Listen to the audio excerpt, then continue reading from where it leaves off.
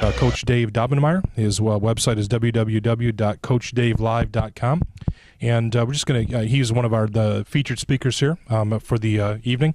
And just go and give a little bit of your background, Dave, and how you came to become a Christian and being saved, and also a little bit of your preaching and your ministry. That's a mouthful there. I appreciate you guys being here and giving me a chance to come on and brag on the Lord. I was raised in church. I was raised Catholic, good little Catholic boy. And 1987 had a radical born-again experience. And jokingly tell everybody did for me what a phone booth did for Clark. And I can't even explain it. Became a brand new guy. Went from serving the King of Beers to the King of Kings seemingly overnight. Long story short, 10 years later, as a high school football coach, 10 years later, 1997, I got sued by the American Civil Liberties Union for praying with our football team. Went through a 2-year battle with the ACLU for our right to be able to pray. Won that battle, but at the conclusion of it, our last year we were 10-0. So I didn't lose my job. I laid it down. The Lord called me into Pass the Salt Ministries. Matthew 5, verse 13 says, "You are the salt of the earth, but if the salt loses its savor, it's henceforth good for nothing." And I saw a lot of good-for-nothing Christianity. Pastors didn't stand up and defend me when I went through the battle and all that, and I just thought the church would welcome me with open arms, and we would go out and we would get out there and fight and turn back the ACLU and all the evils of the world and do great things for the Lord. But unfortunately, I didn't get the reaction from the church that I thought I would get. And I believe that the problems that we face in America, judgment must first begin at the house of God. And until we get it right in the church, we're really wasting our time out in the culture. Although, that's what I do. I fight in the culture. You know, wherever sin is, wherever the culture is being attacked, we show up and we fight against it. But ultimately, we know that unless the Lord builds the house, those who build it labor in vain. So I've been doing it 10 years, and never been more free in my life. That's a great word. We appreciate that. Go ahead. You obviously do internet radio and on your website as well. Go ahead and give a little bit, all of our listeners and viewers, some information in the background as far as your radio show and what kind of information that you have and give out, and what kind of guests you have. Well, we have a lot of. I've been doing, as I said, been doing it for 10 years, and so I feel like in a lot of ways I've been kind of. When I got sued by the ACLU, I say, man, I was ahead of the wave. I saw this stuff coming. I've been preaching it for 10 years over the radio, and people thought I was nuts. And I told them that I am, but I'm screwed onto the right bolt, you know. Absolutely. And so we just continue to say it, and it is amazing to see that the stuff that I was talking about 5 years is now becoming mainstream. Mm-hmm. People are, in fact, beginning to do it. I do a weekly column, national website called newswithviews.com, write a weekly column on there, and I just believe it's really, really edgy stuff from a Christian standpoint. As I said, I try to take on the ills in the church because I believe the problems in America are in the church and in the pulpit in particular. In addition to that, then we do our weekly program. The shows are live every Saturday morning from 9 to 11. Call-in radio show. We archive them all there. We have all kinds of guests. We have the greatest experts in America on all the great issues of the day, on abortion, homosexuality, gay marriage, government, black helicopter stuff. We've been covering all that stuff for, again, as I said, for about 10 years. We think the radio is good radio. We think it's edgy. But our goal is not just to reach Christians. We want to reach the unsaved as well.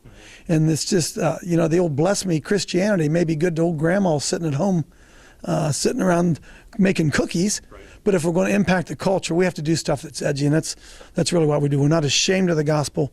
And we believe that we can defend it in the public square and be victorious when we do it.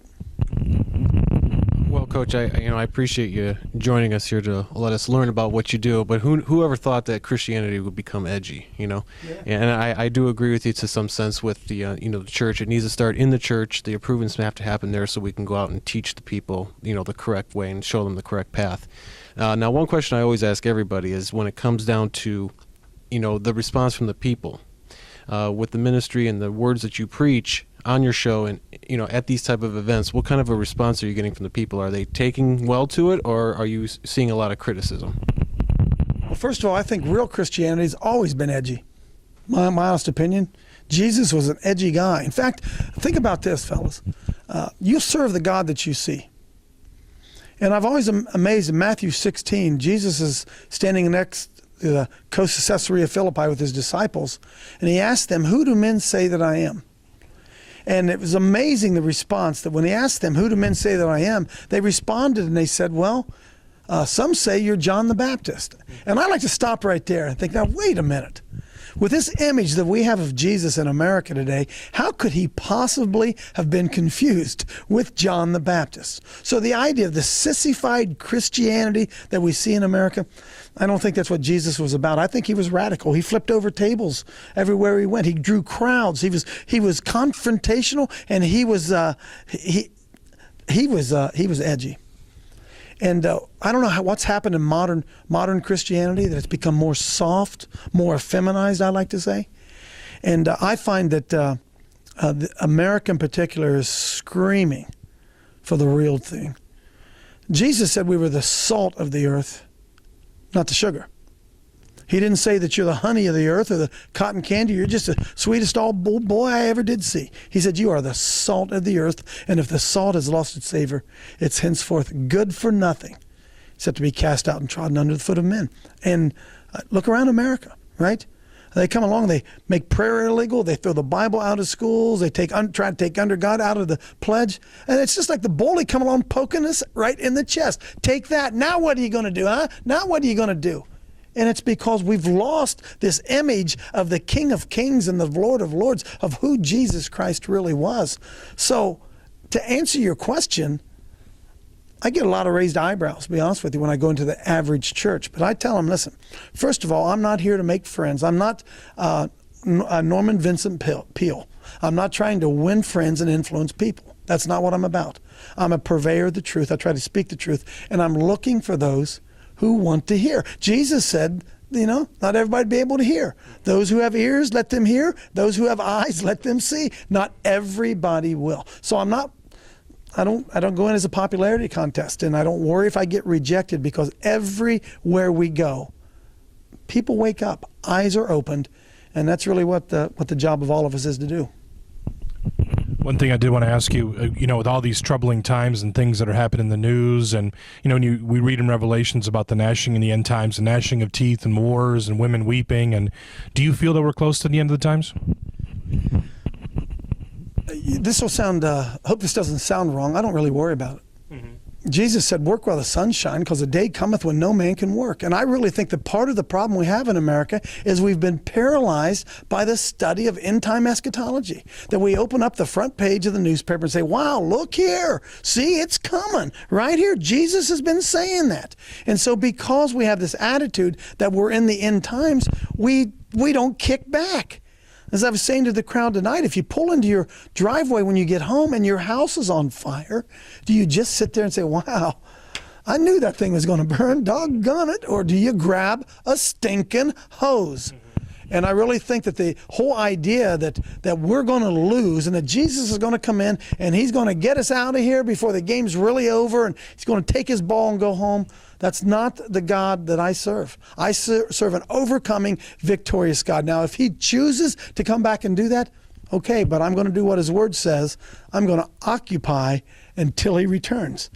Occupy is something that's, you got to fight hard to hold that seat for him, that position for him.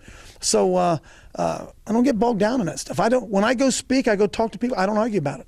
Pre-trib, post-trib, mid-trib, no-trib, hey, whatever. I say I'm a pan-millennialist. It'll all pan out in the end. I don't worry about it. And, the end could come for me tonight, brother, on the way home. I could lay my head on the pillow and never wake up. So I'm going to do what the word says, work while the sun shines, because the day cometh when no man can work. Great. Well, this has been Dave Daubenmeier, Coach Dave Daubenmeier. His website, once again, is www.coachdavelive.com. And also he has his website, which is thenewswithviews.com, with his weekly column. So we appreciate your information, Dave, and we look forward to having you on the show live one day.